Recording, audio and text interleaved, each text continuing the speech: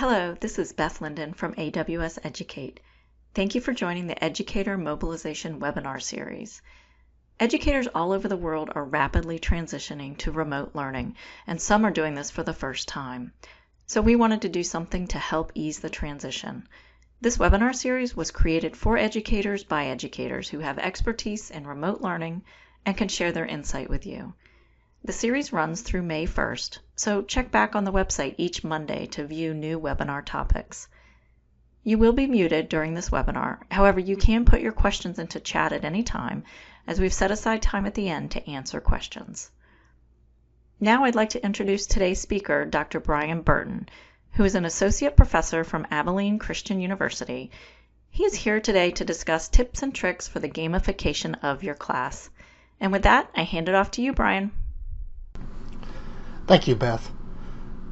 Welcome to Tips and Tricks for the Gamification of Your Classroom. This webinar is intended to be an introduction to gamification with tips and tools that you can begin using immediately and hopefully improve the retention of the students or the engagement of your students within your classroom.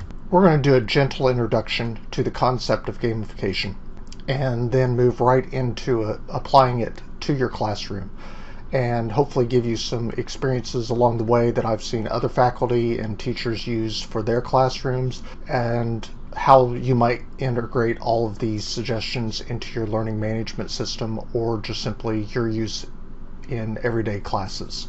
And then towards the end of our discussion, I'm going to look at the broader application of gamification as it applies to the real world use in serious games, and where I see the future of e-learning headed. So who am I and why should you listen to me? My name is Brian Burton. I'm a professor of digital entertainment at Abilene Christian University. I teach game design, serious games, and specifically how do people learn in virtual worlds or virtual environments. I've got my information on the screen on how you can get in contact with me now, and I'll place that again at the end of our presentation today if you'd like to follow along.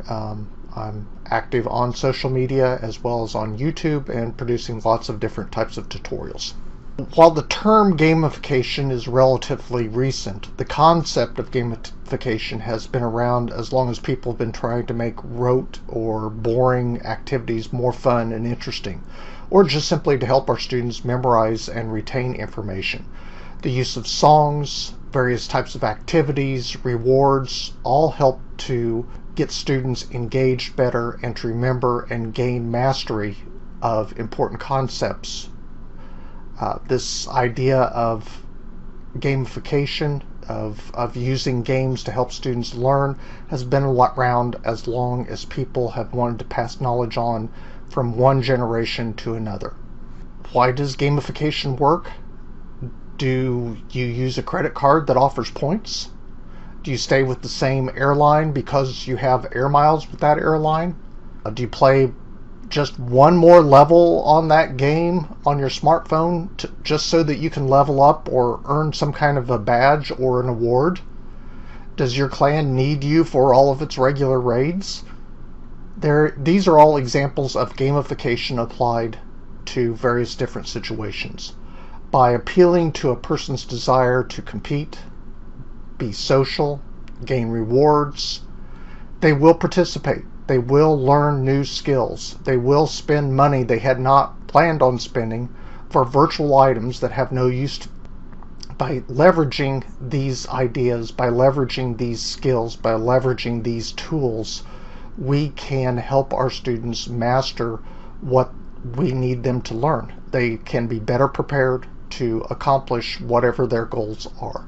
And isn't that what education is really all about? We're trying to help our students gain a mastery, a skill set over something. So by using some simple tools, some simple reward systems, we can encourage our students to gain faster mastery, to put more effort into learning how to do something. So how do I gamify a lesson? There's a lot of challenges, a lot of different situations that we can use to gamify or create gamification that can be applied to our classrooms. The challenge of gamification is creating the right situation that will appeal to your students. You know your students better than anyone else. What will appeal to them?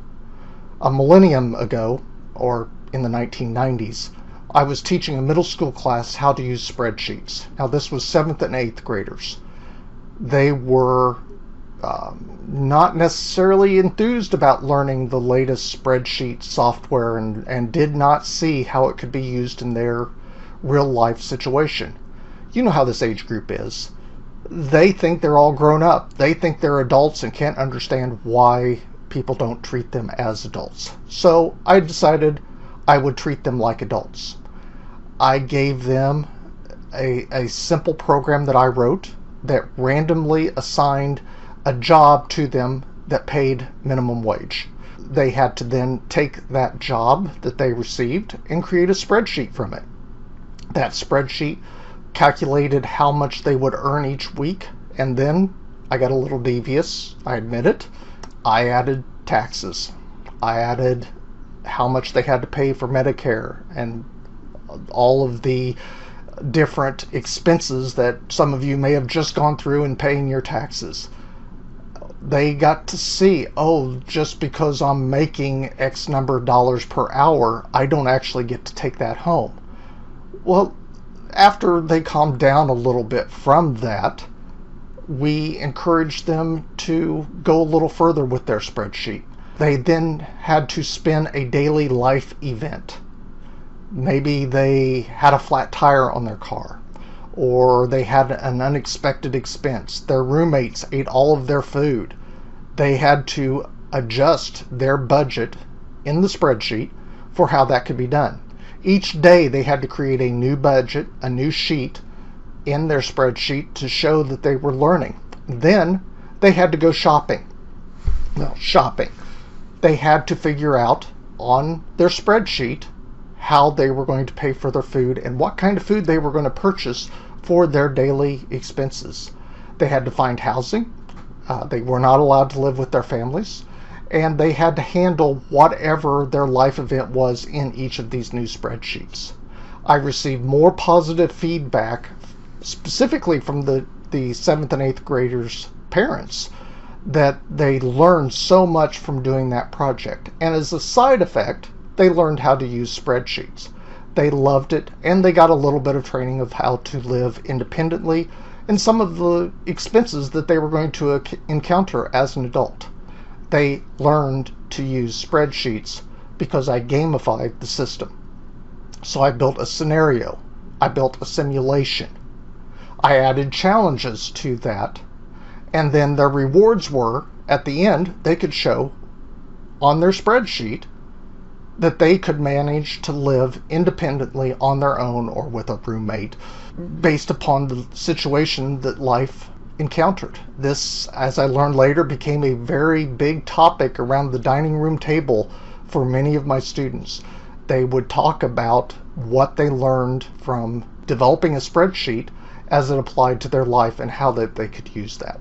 And, you know, I'm in touch with many of those students now still today, and it is still a lesson that they talk about that they learned. They learned how to use a spreadsheet because we gamified the process. The challenge then, as an educator, is to create a gamification. It is to create or find a scenario that could be applied to the learning situation that you're trying to develop. You can build a simulation that allows students to experience something, and then you add challenges to that experience. The important thing is that they get some kind of reward from this. The reward does not have to be monetary. The reward can be showing that they can do something, learning something, gaining some information so that they can go to the next level. These are the steps that we need to be able to gamify some type of situation. There are 3 keys to building a gamification into your system. During the day, I'm the lead faculty for a top-ranked game design program. One of the early assignments that I give my students each year was to gamify their degree. How can we make this more gamified? How can we make this more like a game? They were so focused on getting a good grade on the assignment that they weren't being creative. They forgot to create something fun. They forgot to create something enticing. And occasionally we'd have some good ideas come from this, but there was no actual implementation. It was more of a theoretical exercise. So as time went by, I finally instituted a gamified system into my classes. With the help of some of my students, I was able to create a system that included scenarios, simulations, and challenges for them to apply to learning. I didn't have a final product right away. It took several semesters and several iterations before I really got it right and I was happy with it. But over several years we tweaked it and until it worked perfectly for my class. And I do want to give a special thanks to one of my students, Christina Bloodgood, for making the graphic that's on the screen. She put a lot of work into this and developed. She actually surprised me with this and turned it in as part of one of her side quests as we were going through the project. By the way, my hair isn't that gray, so we need to adjust this graphic, Christina. It needs to be a little darker still. This was the goal of the class. They had to develop experience points. Now, in my class, I have main storyline assignments, and then I have side quests. These are any project that they are working on independently that they can apply and earn up to 700 points in the class, but they have to demonstrate it. One of the challenges in my field is that many of my students come into the game design program and they're very shy. They're not used to doing weekly scrum sessions. They're not used to getting up and presenting on a regular basis. And so I needed to find a way to get them in front of people and used to talking about what they are creating. That's what side quests did for me. They could present on just about anything as long as it was related to the field of game design or digital entertainment. So this worked. This gets the students up in front of their peers, in front of other faculty, and breaks down that fear of presentation. It breaks down that fear of I have to talk to other people. So again, this simple gamification, which was something that I had already built into the class, works for teaching the students to create and talk about what they are trying to create. So now that we've talked a little bit about what gamification is, let's try applying it in some different situations. In this next section, we're going to look at the most common gamification features that we see in classrooms or game development. The most common gamification elements are badges, achievements, and leaderboards. Also, teams or guilds, and some type of point system to earn rewards. Badges are probably the easiest to implement. What is a badge that you can award your students? Earn a perfect score, or earn 80% or more on an assignment. Turn all of your assignments in on time. These are something that are earned after the student accomplishes a specific task. What can be done as part of your classroom? Just turning in 5 assignments in a row, and maybe there's tiers of this. The first badge that they earn is turn an assignment in on time. Second tier is turn 5 assignments in on time in a row. Maybe major achievement for the semester is all assignments were turned in on time. Logged in, if you're doing virtual classes right now, logged in on time, it might be a badge. Logged in on time every time might be an achievement. These help pull your students into it. That it's weird how people want these silly little digital badges. Get in your favorite graphic software and make a little badge. You can copy after some of the achievements you've seen in other game systems. It doesn't matter whether we're talking about Xbox, PlayStation, Nintendo, whatever you happen to like. Create a simple badge in Photoshop or GIMP or whatever graphic software that you like to use and share the JPEG or PNG file with the student, and they can post that. They can put it on their social media. They can put that in a variety of places to show off, look what I've achieved. They can tell their parents, look, I got a badge. I earned something. Perhaps it's mastering their multiplication tables or completing 50 quizzes in a row. All of these achievements, all of these badges are fairly easy, and these are the easiest to implement, the fastest to implement. you do need to come up with how are these earned. And that's probably going to be the most time-consuming part. If you're not a artistic person, you probably have students that are artistic. Enlist them. Give them a badge for making badges. Let them help you create. Now, leaderboards are a little bit more challenging. How are you going to show the leaderboards in the classroom? For games, this is really easy to do, but how you might create teams, show which team is in the lead. But due to FERPA requirements, I recommend implementing leaderboards very carefully. Perhaps make the leaderboard unrelated to grades. Create a politeness contest. Who's the most polite? These help encourage the students and give them a challenge. And it's something that is easily done that makes your classroom control, makes your environment much more exciting, a lot more fun for the students, and integrates them more quickly into the system. You can also create teams, guilds, or clans to encourage your students to work collectively and collaboratively to complete larger projects. This helps engage them further. That we are a clan, we're a team, let them come up with their own name, their own icon or image to represent their team, to show what they're capable of doing. And I probably should clarify that the distinction between badges and achievements, generally a badge is a one-time event or a single event that is done or accomplished by the student, whereas an achievement might be something that is done over the longer term. It's a major accomplishment, completed a series or memorized all of their multiplication tables. The achievement's a larger accomplishment of learning. So continuing with our different gamification elements, it is very useful to have some type of point or score system built into that. Once you've got a point or score system built in, it's much easier then to keep track of major accomplishments such as your achievements or your leaderboards. But the important thing is, what are the rules for gaining a point?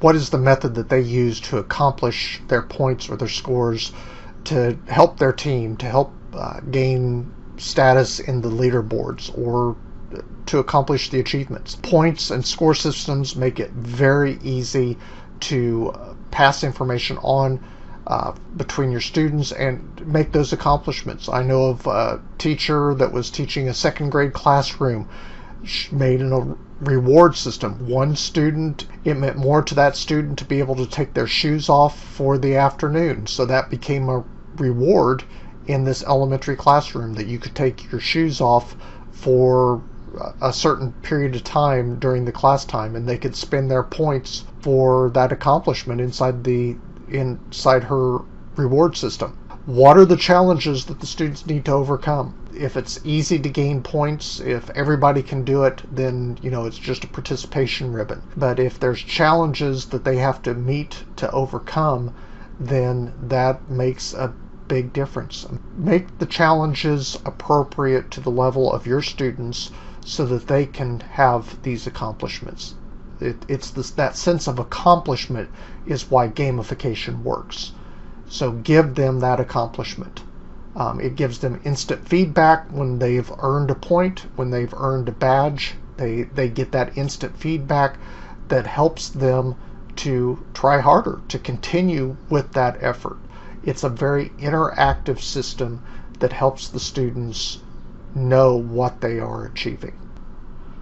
I like to use external point systems that allow students to receive their awards based upon their efforts. When I taught 6th grade, I instituted the Burton buck system, where I used copies of Monopoly money with my face in the center. Students in the class could earn Burton bucks through a variety of methods: earning a good grade on an assignment, not misbehaving for the entire day. It was a challenging 6th grade, and I still blame them for my hair starting to go to gray at 25. So it does create a system that allows them to engage, and it worked very successfully with this 6th grade class. The ways that they could earn points was posted in the class on a poster board.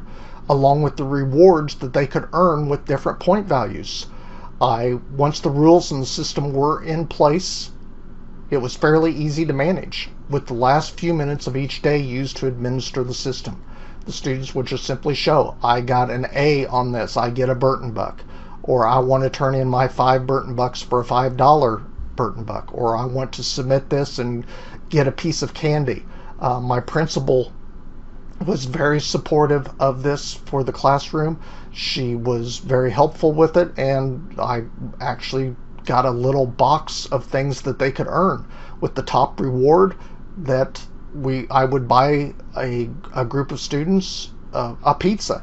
If they earned so many Burton bucks at lunchtime, I had a pizza delivered to that group of students, and they could enjoy pizza at lunchtime. So there's a lot of different ways of doing this. On the screen, I've got a image that one of my co-faculty created. When a student declares their major for the DET major, we give them a sticker that says Achievement Unlocked, and these are incredibly popular with the students. They stick them to their laptop, and so we've got a variety of these. Once they gain certain certifications for software or different things that they can gain certifications for through outside companies, we have a badge for each of those, or an achievement for each of those, and they can post those on their laptops. They love it. And these are college students. They still love getting achievements and badges. So my advice for implementing gamification in your classroom is to start with one project or an assignment for your class. See what works, what doesn't work. Get your students' feedback. Ask them what would have made this more fun or more fair. One way that this can be done is to create those stickers, both digital stickers and physical stickers. There's a variety of companies out there that I've seen that you can order these stickers from, and they just come and you can cut them out, give them to the students, and they're very excited by that.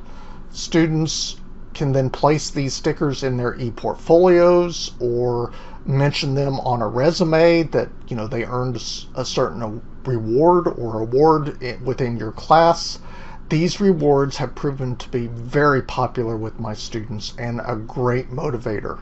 Have your students help you gamify your assignments. Once you've created one, let them do some of the work on gamify another, and maybe create a badge that's the gamifier. Let them earn it. Recent statistics have claimed that 67% of students felt a gamified course was more motivating than a traditional course. So it's definitely worth the effort to gamify and start small and then build upon that. With the recent transition to online by our current situation, or maybe you've always been using a learning management system, there are some resources available that will help you to gamify your course. Depending on your learning management system, adding a plugin or an app is the easiest way to quickly add certificates or badges to your class. Blackboard, Canvas, Moodle, all of these have the capacity to import LTI-based plugins that have gamification. For example, if you wanted to add badges or certificates to a Canvas course, you just simply open the course. At the bottom left-hand side, you select the settings menu option, and then click the apps tab that on the screen that opens up. You can narrow the selection using the search option. Note that not all of these apps or plugins are free, so you do need to be careful with them. A recent search of looking on the Canvas system found 3 different tools that are readily available to integrate into your class for badges and apps. You may need to do a little bit of training on this, might take a little more time to implement it, but this is a nice, easy way to implement certificates or badges on your LMS system. So most LMS systems do support plugins or apps to augment your class. While limited, they do allow you to quickly add something that can make your class more engaging. Adding gamification does improve student engagement, so it's worth investing the time to add these events if that's what you're suddenly forced into. Not that you have to use the built-in tools. You can implement your own gamification system. It just may require a little bit more tracking on your part. Gamification, learning to do gamification, is a transferable skill, and as an educator in today's suddenly very tumultuous world, we as educators need to constantly look at expanding our skill sets so for our own well-being and safety. So how do we gamify, or how do we see gamification in the world? Well, gamification has matured rapidly. As I mentioned earlier, the term gamification is a recent development, but we've seen gamification regularly used in everything from points on your credit card to earning points when you fill your gas tank at specific gas stations, to earning game board pieces when you shop at your local grocery store and spend more than $10. This is a very powerful tool that can be used in a variety of situations, whether that's with human resources on onboarding, training that has to be done, whether that's federally mandated or offered through the organization. Gamification helps you prepare and understand how you can help motivate people to be more engaged in whatever it is that they need to learn. And it's not just for education, it is for the real world as well. So consider it, as you are gamifying, that you are developing a brand new skill set that is readily applied in many, many different situations. An outgrowth of gamification, well, probably not an outgrowth, but something that has been around for as long as the concept of gamification has been around, is the use of games for learning. How can we use different styles of games? Now, I teach classes in serious games. It's one of my major areas of research. It's also sometimes referred to as edutainment or games for learning. Have you died of dysentery? Did you learn to type with Mavis Beacon? Did you practice math skills with Math Blaster? Gamification and serious games, while not the same, do complement each other. Gamification is used to add game elements to traditional activities, whereas serious games is the process of creating games for learning. For example, the use of creating a life situation for my class that they then had to create spreadsheets for might be more considered a serious game than it would a gamification, because they did not earn badges or certificates or achievements in that process, but they played a game and had to use the software to show that they're learning. So as I mentioned, I'm currently teaching a class in serious games.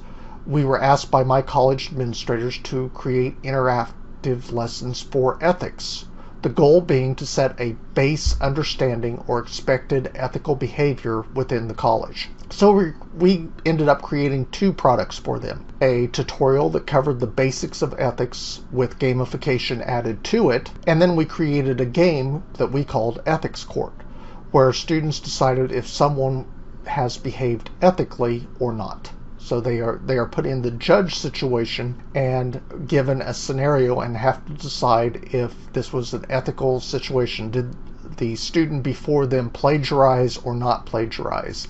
Did they cheat or did they not cheat?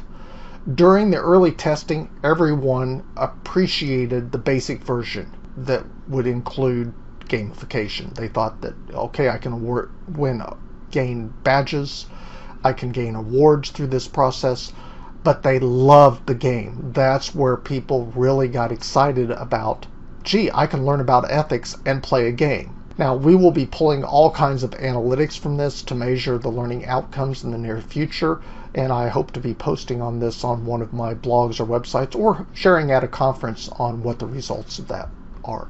As was mentioned in the beginning, games are the basis of gamification. Using games to help students learn is a natural way to improve skill mastery and knowledge retention.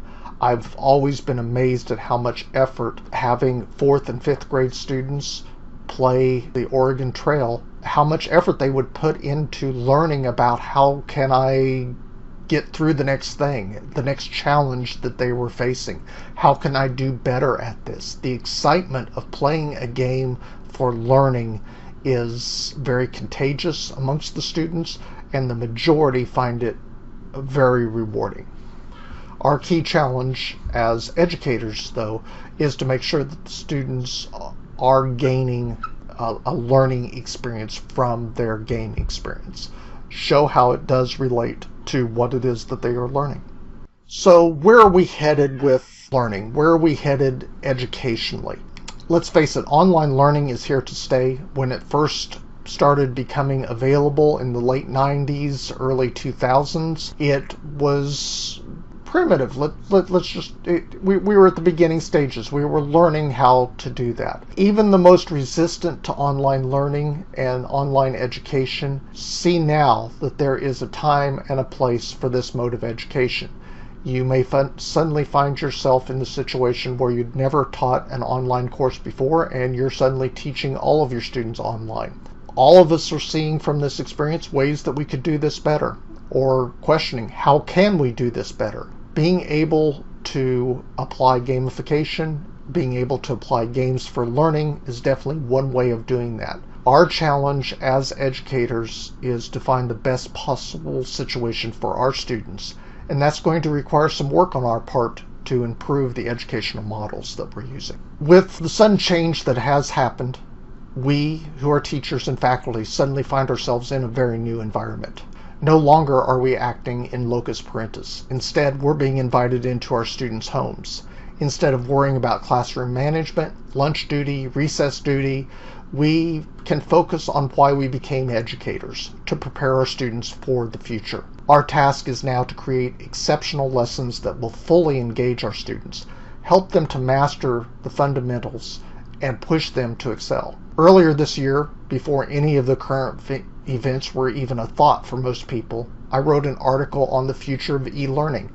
I saw a convergence of fields, each bringing its own strengths and leaving its weaknesses behind to help students learn and reach their different potentials. At the core of all learning is the concept of communication. It is with conversation in the broadest sense of the word that students learn. By telling stories, by creating scenarios, by creating simulations and challenges, we can create learning situations for our students. So this is a huge area of research that I'm putting a lot of effort in. One of the biggest things that we as teachers have to do is make sure that we are communicating with our students and help our students learn to communicate effectively with us. The biggest problem that I see occur with online learning is a lack of communication, or a misunderstanding of communication. I might write something or say something in a video to my students that I think is 100% crystal clear, and then by the number of questions that I receive back from them, I know that I have not been as clear as I had thought I was.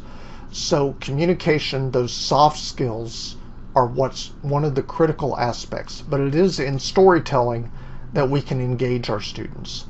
Create a story, creating a scenario helps them to learn and gain mastery of where they need to go. For over the last 10 years, most graduate programs have shifted to online or having an online component as a core part of how the education's happening. While there was already a trend towards undergraduate and even K-12 offering online education in many situations, whether that be for homeschool support, to support those that are having health issues, or just simply a matter of logistics because the student lived too far from a school. The events of the last few months will speed this transition to online learning. I'm not saying this is what's best. I'm not saying that it will be universally adopted, but it is happening, and the last few months will accelerate the trend that we're seeing. You've already taken the first critical steps in this. Change is happening. Online learning is here to stay. And to quote Star Trek, The Next Generation, resistance is futile. We could spend all of our time during this webinar discussing each one of the topics that we've gone over today. This concludes the presentation part of our webinar. If you would like to contact me or further correspond with me, I've got several different methods on the screen that I'm available through contact, but Twitter, LinkedIn, and YouTube.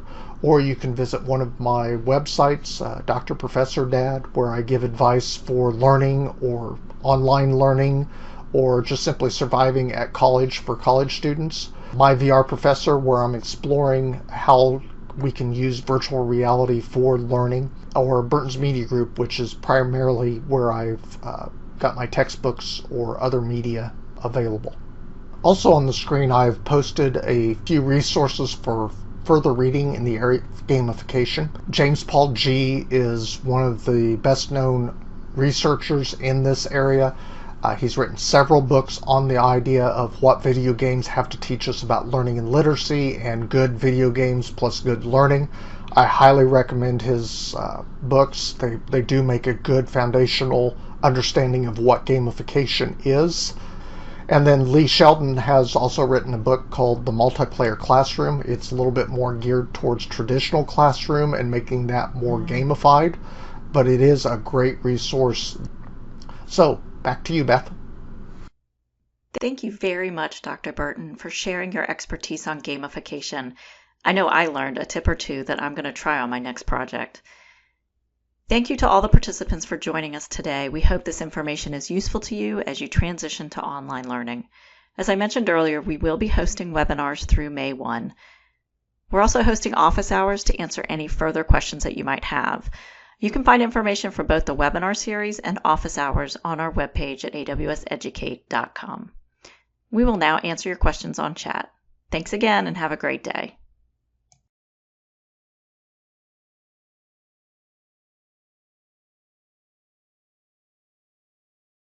Hello. Hi there, this is Beth Linden and we've got Dr. Burton on the line. You still there, Brian? Yes, I'm here. Great, awesome. It looks like we do have a couple questions that I wanted to see if you had a few moments to answer. We'll do this live here. First of all, thanks again for participating and providing your expertise in gaming. I really appreciated that convergence diagram, actually. It spoke pretty loudly, and I hope others kind of garnered something from that, because that was pretty intense to call out how educators can now really focus on why they're teaching and what they're teaching, as opposed to some of the other distracting things like classroom management. So fantastic. So I know there were a couple questions that that you were answering in chat. There's one that was, I think you said you'd answer during the Q&A, so let's go back to that. In particular, the question said, how to keep track of the tiers. How would you keep track of tiers and do instant feedback? Do you have any recommendations for that? Well, first of all, let's talk about the instant feedback. That is kind of built into most gamification systems, and by instant I mean within that day or 24-hour period, they get to see that I have earned a badge or I've earned some kind of reward. That when like I mentioned at the beginning, gamification has been around since the very beginning of education.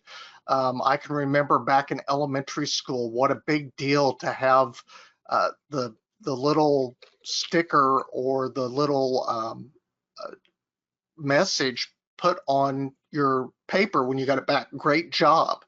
That is a form of gamification. So that instant feedback, that instant accomplishment, look, I've got a star on my, a gold star or a bronze star or something like that on the paper that I just submitted. And that, that was something that went on the refrigerator at home, which talk about gamification.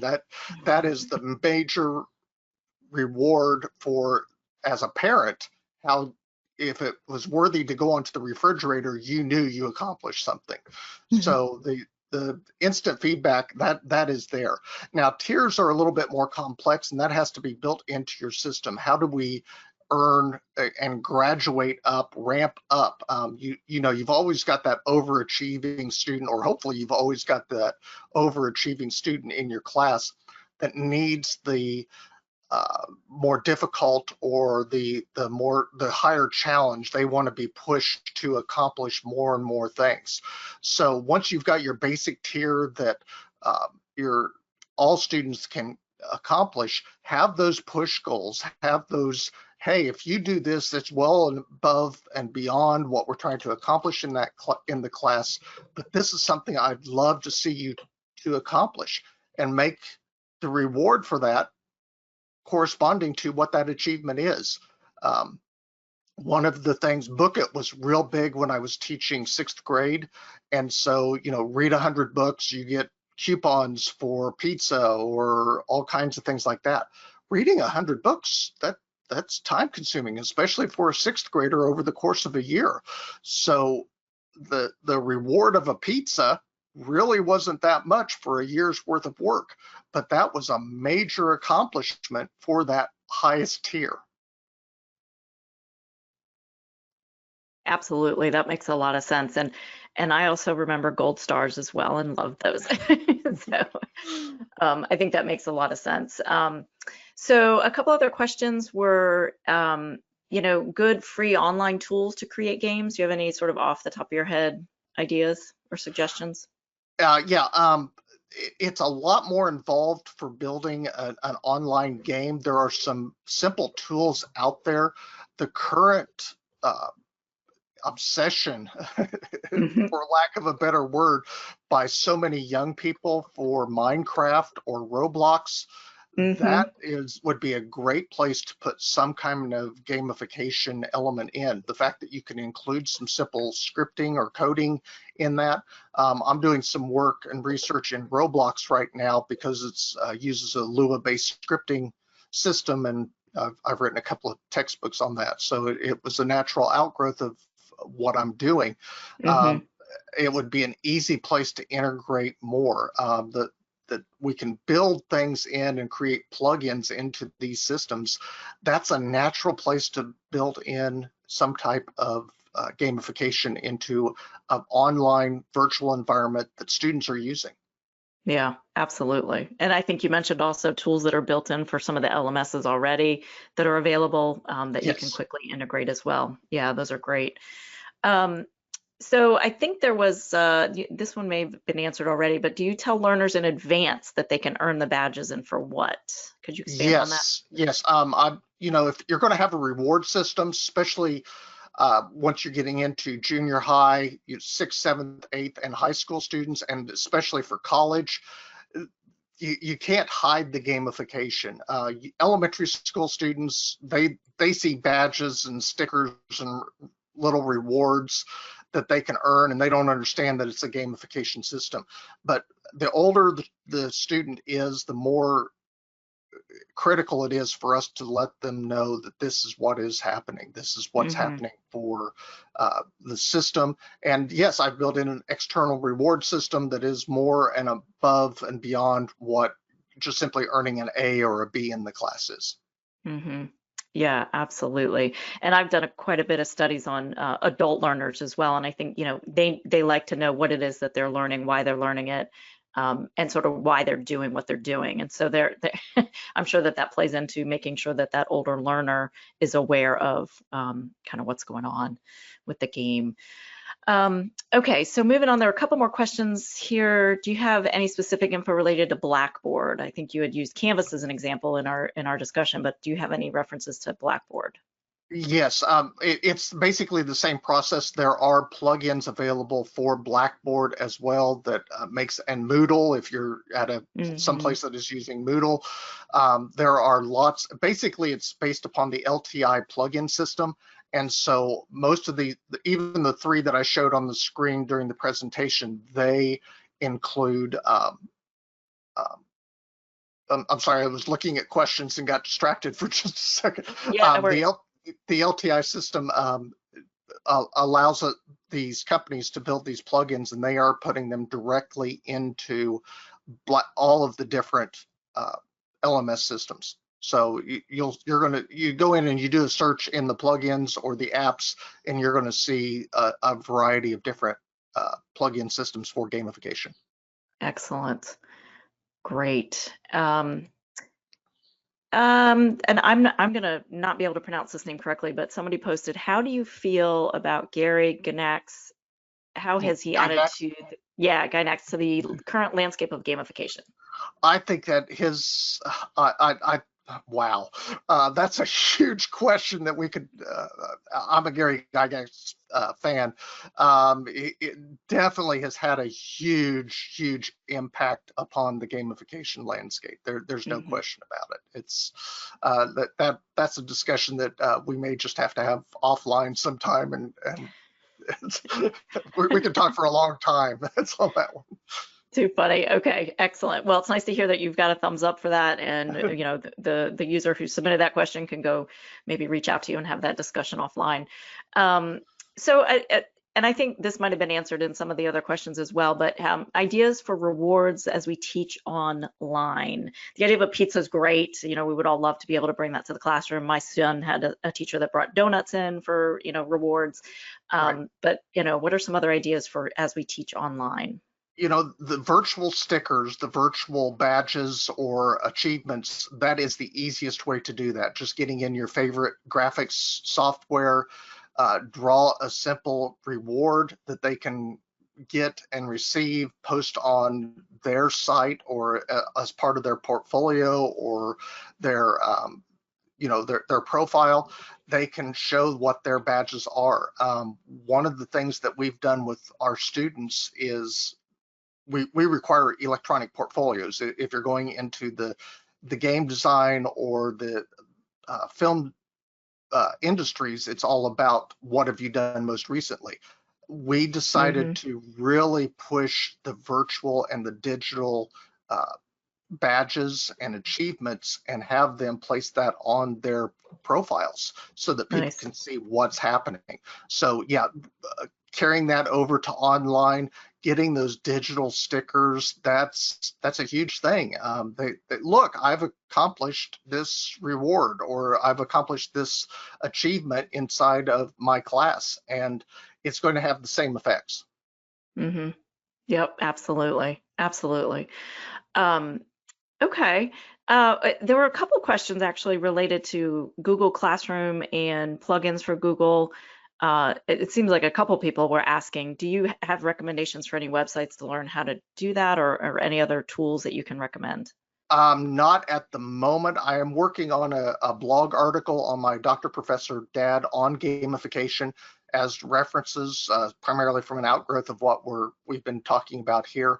I'll make sure to include the additional references in that article as going forward. Okay. Excellent. Excellent. So note to everybody to check back on Dr. Burton's Yeah, sites. give me a day or two to get it written, and we'll be ready to go. Excellent. We'll reward you, Dr. Burton. We'll all send you some I'll get stickers. a badge. So another one that asks about, I thought this was a really a great pedagogical question, really, and it kind of goes to the low motivated learner versus the more intrinsically driven learner.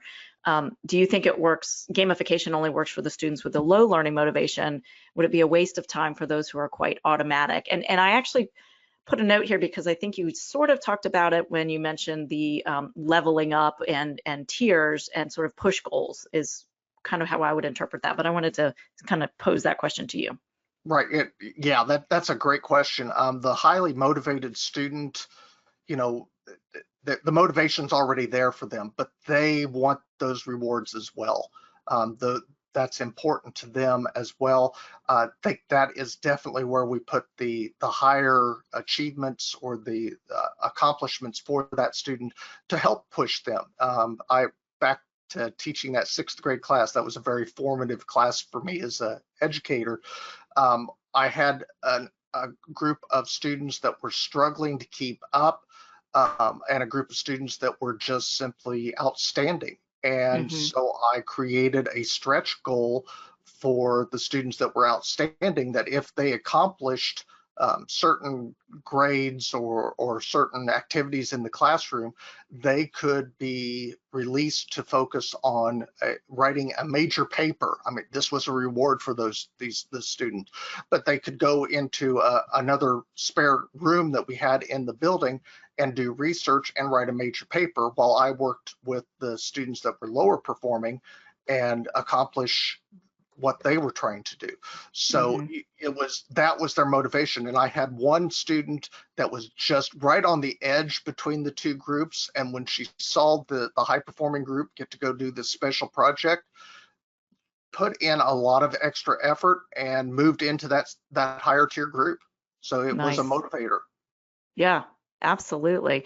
I think one of the keys that I'm getting out of this is, it also is understanding your learners and what they are motivated by, and being able to provide relevant rewards. Yes. You know your students better than anybody else. It's you know what's going to motivate them, and use that. And if it doesn't work the first time, tweak it and try again. This isn't a one-shot deal. I've been doing gamification, as I said, since the mid-90s. And every situation calls for a slightly different, or every class requires a slightly different variation of the gamification that I've been doing. Absolutely. So there was another question in here, and I thought this was interesting because I was thinking to myself how a lot of these concepts and the theory of gamifying really is cross-domain. Really, you can apply it to almost any subject that you might be teaching, and it's really across different ages. You just kind of change the motivator, which I thought was really interesting. But one that popped up, one of the questions here about ESL, so teaching English as a second language. And the attendee says, do you know of an app that simulates a Mad Libs type of thing? So maybe we're looking more at the, English literature type games. Could you recommend any tools related to that? I have seen some websites, some apps that do that, but I can't think of any right off the top of my head. I know they're out there, and I've played with them for teaching, and that would be a great resource for ESL. Absolutely, yes, because it will motivate. I think that's a pure motivator, and sort of builds that confidence with the learners too, as they're learning a new language. Another one that just came in, this was actually really good, about peer nominated badges. This was really interesting because I've seen where in some classes, your peers would either provide a recommendation or review of you after your work is done. But do you have any ideas around peer nominated badges for example, peer tutoring, teamwork, or such? Yeah, I think that's a great idea, especially as you get into the more mature students. Younger students would have, I think, a difficult time with this, but I've found, well, as I mentioned, I do the side quests in my class, and I've got a lot of variety in game design. We've got students that want to do programming for game design, artwork, 3D modeling, audio, so a lot of different variety. But as students see each other's work, it motivates them to do higher. So not only are they doing peer reviews and say giving critiques, because one of the things that I've instituted as part of that side quest system is to give that critique, give that feedback. And you can receive different levels of points for the assignments based upon where you are at in the project. So frequently students will get up and show, here's my concept, here's my first draft of this project. I need feedback. How can I make this better? And so getting instant feedback on that project, getting instant, hey, I want to play that, or can I integrate that into my project? Or, hey, do you want to work together as a team? That's a great way to do that. As we've shifted online, I've shifted all of that to discussion boards in the LMS. They share what they're creating with everybody else through a discussion board, rather than getting up in front of the class and demonstrating it. So all of these work. Have your students do presentations, get on their computer. If they've got a laptop, they probably have some kind of method of recording. OBS is a open source free screen recorder that would allow them to show what they're doing, and then they can add audio on top of that and give a a nice, simple presentation. It's not the most sophisticated piece of software out there, but it does allow you to create basic presentations that can be recorded and then shared with the rest of the class. That's fantastic. And actually, if we were playing Jeopardy, that's probably the answer to the next question, which is, what are other, and this has kind of been threaded throughout our conversation this morning, but what are some of the examples of creating social or interactive connections with students online? And what you just said about, doing the presentations and interacting is, feels like a way to do social and interactive connections with students. I think that during this very odd time that students are feeling disconnected. And so, Yes. Are there other things you can think of that can help with that connections?